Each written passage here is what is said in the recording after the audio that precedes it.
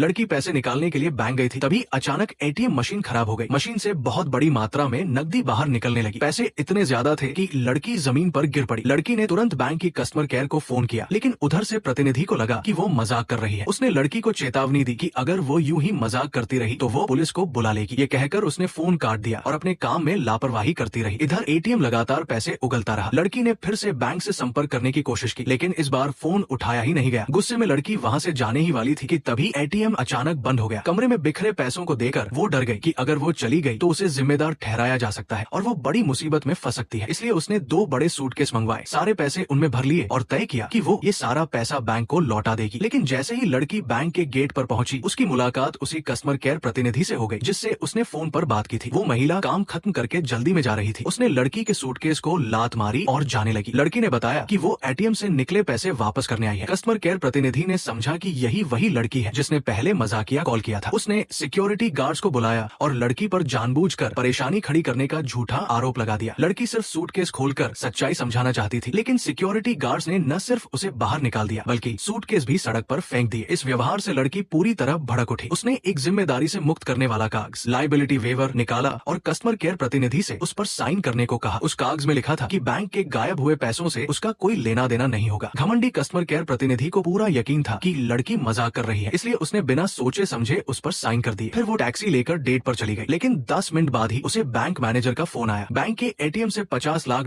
गायब हो चुके थे। तब जाकर उसे एहसास हुआ कि लड़की जो कह रही थी वो सच था, लेकिन अब बहुत देर हो चुकी थी। अपनी लापरवाही और घमंड की कीमत उसे चुकानी ही पड़ी। ChatGPT can make mistakes. Check important info.